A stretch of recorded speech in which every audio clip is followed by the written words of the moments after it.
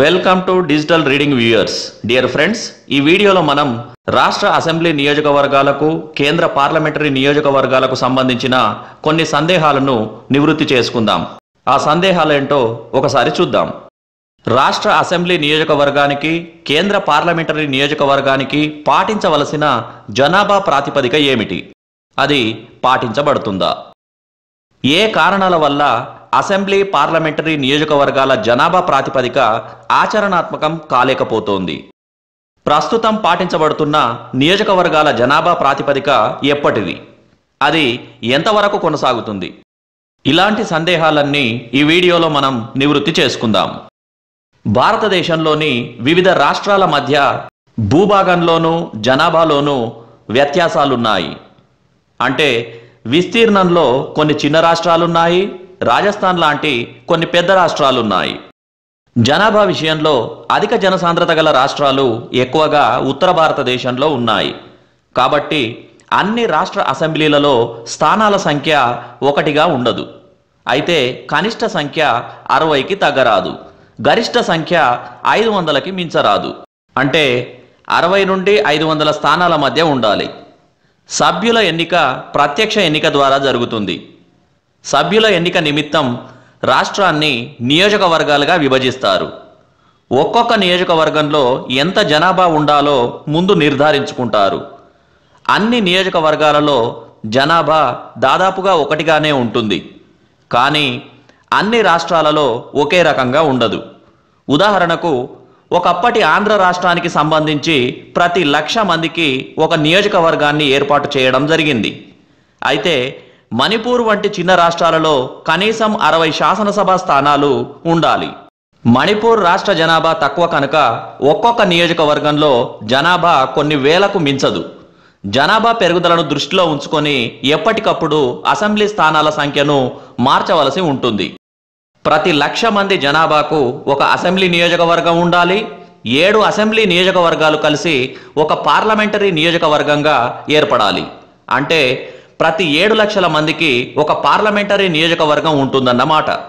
మరి జనాభా ప్రాతిపదికన ఈ విభజన ఎప్పటికప్పుడు జరుగుతుందా అంటే లేదు. ఇప్పుడున్న అసెంబ్లీ పార్లమెంటు స్థానాల విభజన 1971 జనాభా లెక్కల ప్రకారం జరిగింది. ఆ తర్వాత జనాభా పెరిగిన నియోజకవర్గాల పునర్విభజన జరగలేదు. ఎందుకంటే అదొక పెద్ద ప్రక్రియ. 2000 సంవత్సరం వచ్చేటంత వరకు జనాభా పెరిగిన నియోజకవర్గాల పునర్విభజన జరగదని, అందువలన అప్పటి వరకు 1971 జనాభా ప్రాతిపదికగా జరిగిన నియోజకవర్గాలే కొనసాగుతాయని 42వ రాజ్యాంగ సవరణ తెలియజేస్తుంది. అంటే 2000 సంవత్సరంలో నియోజకవర్గాల పునర్విభజన జరగాలి.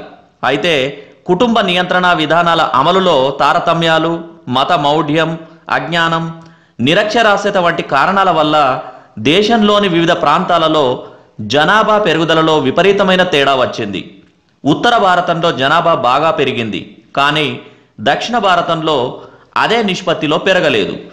అందువలన ఇప్పుడున్న జనాభా ప్రాతిపదికగా నియోజకవర్గాల పునర్విభజన జరిగితే ఉత్తరాది రాష్ట్రాల నుండి పార్లమెంటు స్థానాల సంఖ్య గణనీయంగా పెరుగుతుంది. దక్షిణాది రాష్ట్రాలలోని పార్లమెంటు స్థానాల సంఖ్య పెద్దగా మారదు. నిజానికి కేరళ రాష్ట్రం నుండి గల పార్లమెంటు స్థానాల సంఖ్య తగ్గే అవకాశం కూడా ఉంది. అందువలన దేశ రాజకీయాలను కేంద్రంలో ప్రభుత్వ ఏర్పాటులోనూ విధాన రూపకల్పనలోనూ ఉత్తరాది రాష్ట్రాల ప్రాబల్యం పెరిగి దక్షిణాది రాష్ట్రాలు నిర్లక్ష్యం చేయబడే అవకాశం ఉంది. ఉత్తరాది రాష్ట్రాలలో బలీయంగా ఉన్న రాజకీయ పార్టీలు నియోజకవర్గాల పునర్విభజనను సమర్థించగా దక్షిణాదిన గల ప్రాంతీయ పార్టీలు వ్యతిరేకించాయి. అందువలన మధ్య మార్గంగా 2026 సంవత్సరం వరకు లోక్సభ స్థానాల సంఖ్యను పెంచకుండా ఉండేందుకు కేంద్ర ప్రభుత్వం అంగీకరించింది. తదనుగుణంగా 84వ రాజ్యాంగ సవరణ చేయబడింది. అంటే 1976లో జరిగిన 42వ రాజ్యాంగ సవరణలో 1971లో జరిగిన జనాభా లెక్కల ఆధారంగా అసెంబ్లీ పార్లమెంటరీ నియోజకవర్గాల ఏర్పాటు 2000 సంవత్సరం వరకు ఉంటుందని తెలపగా, ఆ నిషేధాన్ని అలాగే పొడిగిస్తూ 2026 సంవత్సరం వరకు 1971 జనాభా గణన ఆధారంగానే యథాతథంగా నియోజకవర్గాలు ఉంటాయని 87వ రాజ్యాంగ సవరణలో తెలియజేయడమైంది. కాబట్టి 2026 సంవత్సరం వరకు రాష్ట్ర శాసనసభలలో గాని కేంద్ర పార్లమెంటులో గాని స్థానాల సంఖ్యలో పెరుగుదల ఉండదు. ఫ్రెండ్స్, ఈ వీడియోతో మీకున్న సందేహాలు తీరాయనుకుంటున్నాను. ఈ వీడియో మీకు నచ్చితే లైక్ చేయండి, షేర్ చేయండి. క్రింద ఉన్న రెడ్ కలర్ బటన్తో సబ్స్క్రైబ్ చేసుకోండి. సబ్స్క్రైబ్ చేసుకుంటే కొత్త వీడియోలు అప్లోడ్ అయినప్పుడు మీ జీమెయిల్కు నోటిఫికేషన్స్ వస్తాయి. Thank you.